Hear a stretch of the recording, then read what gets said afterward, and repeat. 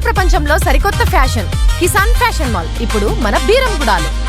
భరద్వాజ గారు, అంటే ఒకటి ఇంట్రెస్టింగ్ మ్యాటర్ ఒకటి సర్క్యులేట్ అవుతుంది. రాజమౌళి గారు ప్రమోషన్లో పాల్గొంటున్నారు ఈ మధ్య వేదికల పైన. ఆయన కొన్ని అప్డేట్లు ఇస్తున్నాడని తెలుస్తుంది. అయితే రీసెంట్గా పాల్గొన్న వేదిక పైన సింహాద్రి గురించి జరిగిన అంతర్మదనం బయట పెట్టారు ఆయన. సింహాద్రి టైంలో జరిగిన గొడవలు బయటికి పెట్టారని చెప్పేసి ఒకటి వార్త సర్క్యులేట్ అవుతుంది. అంటే స్క్రిప్ట్లో కన్ఫ్యూజన్ సెట్ మీదకి రాకుండా చెక్ చేసుకోవటం కోసం ఒక యుద్ధం జరిగింది. అంటే ఆ సినిమాకి కథా రచయిత వారి తండ్రి గారే. విజయేంద్ర ప్రసాద్ గారికి అలాగే రాజమౌళి గారికి మధ్య అంటే ఎలా వెళ్ళాలి, ఎలా కన్విన్స్ చేయాలి ఆడియన్స్ని అని. సింహాద్రి బేసిక్ లైన్ ఏంటంటే 10 మందికి మేలు చేయటం కోసం ఒక మంచివాడిని చంపేయాల్సి వచ్చినా కానీ బాధపడాల్సిన పరిస్థితి కాదు. మిగిలిన వాళ్ళని ఒక ఊరిని కాపాడటం కోసం ఒక ప్రాణం పోయినా దాని గురించి బాధపడాల్సిన అవసరం లేదు. నువ్వు కాపాడే వాళ్ళు లార్జర్ ఉన్నప్పుడు ఒక చిన్న నష్టం జరుగుతోంది అని ఆలోచించకు. ఈ వీళ్ళందరినీ కాపాడటమే మోటోగా తీసుకో అని అందులో భానుచంద్ర క్యారెక్టర్ని ఎన్టీఆర్ క్యారెక్టరు చంపేసేటువంటి సీన్ ఒకటి ఉంటుంది. అవును. దాని మీద అది ఆడియన్స్ ఎలా తీసుకుంటారు, నిజానికి మొత్తం సినిమా దాని మీదే డిపెండ్ అయి ఉంటుంది. అవును. ఆయన డాటర్ని మళ్ళీ ఈయన ప్రొటెక్ట్ చేయటము, తను ఎలా తీసుకుంటుంది విషయాన్ని అనేది, తనకు ఎలా అర్థం చేయించాలి అనేది. అదే. సో ఆ పాయింట్ మీద మనం డిపెండ్ అయ్యి కథను డిజైన్ చేసుకున్నాం.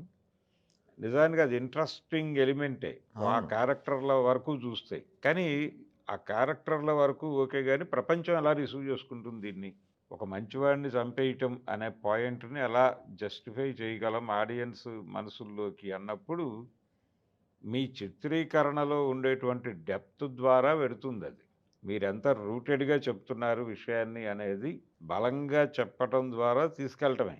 దాన్ని నమ్మాలి ముందు. అంటే ముందు డైరెక్టరు బలంగా నమ్మితే, హీరో నమ్మితే వెళ్ళిపోతుంది. అది అక్కడ కనుక కన్ఫ్యూజన్ ఉంటే కన్ఫ్యూజన్ జనాల్లో కూడా వస్తుంది. అందుకని ఆన్ స్క్రీన్ కన్ఫ్యూజన్ లేకుండా నడిపేశారు వాళ్ళు. నడిపేయటం వల్ల జనాలకు కూడా డౌట్ రాలేదు. అవును, ఆ డౌట్ రాలేదు, దాని మీదే క్యారీ అయిపోయింది సినిమా. అసలు ట్విస్ట్లు అదిరిపోయినాయి కదా. ఇప్పుడు ఫస్ట్ నుంచి తన కాపాడుకుంటూ చిన్నపిల్లలా కాపాడుకుంటూ వస్తున్న వ్యక్తిని ఇంటర్వెల్ టైంకి హీరోని పొడి చేసింది. అదే తనకి శత్రువుగా మార్చేసి ఆడియన్స్ ఒకసారి ఏమిటి అని షాక్. ఇంటర్వెల్కి షాక్, ఒక పెద్ద షాక్ అది. అలా అంటే కథని ఆడియన్స్కి ఏ ఫ్రేమ్లో చెప్పాలి, ఏ సీన్లో ఏ ఎమోషన్ని వాళ్ళ దగ్గరికి తీసుకెళ్ళాలి అనేది ప్లాన్ చేయటమే స్క్రీన్ ప్లే. అదే ఆ స్క్రీన్ ప్లే ప్రాపర్గా ఉండి ఎమోషనల్గా డ్రైవ్ అయిపోయింది కాబట్టి సినిమా అంత పెద్ద రికార్డులు క్రియేట్ చేసింది అది. అవును. అలా వర్కౌట్ చేసినటువంటి సినిమాలు ఏవి కూడా ఫెయిల్ అవ్వవు మ్యాక్సిమం. ఆన్ పేపర్ ముందే చర్చలు జరిగి ఆ గందరగోళం ఏదో ముందే పడిపోతే అది ఆ కన్ఫ్యూజన్ తెర మీదకి రాదు, క్యారెక్టర్లోకి రాదు. ఇక్కడ హీరోకి కూడా కన్ఫ్యూజన్ ఉండకూడదు. అవును, నమ్మాలి, పాయింట్ని నమ్మాలి. ఈ డౌట్ వచ్చి 100 డౌట్లు వస్తాయి, ఇది మనం కన్విన్స్ చేయగలమా ఆడియన్స్ అని చాలా సందర్భాల్లో అనుకుంటారు. కానీ రిలయబుల్గా రీజనబుల్గా ఉన్నప్పుడు నమ్మి వెళ్ళిపోవటమే. నమ్మి వెళ్ళిపోవాలి, దాని మీద నిజాయితీగా వెళితే జనం చూస్తారు. కన్విన్స్ చేయటం అనే దానికోసం వేరే కసరత్తు చేయక్కర్లేదు. అలా వెళ్ళిన సినిమాలు, అలా కన్విన్స్ అయిపోయిన సినిమాలు, జనాలు చూసేసిన సినిమాలు చాలా ఉన్నాయి. కాబట్టి ముందు టీం నమ్మాలి, టీం నమ్మితే వెళ్ళిపోతుంది. నిజానికి ఆ సింహాద్రి సినిమాకి సంబంధించి మొదట అనుకున్నటువంటి డైరెక్టర్ ఈయన కాదు.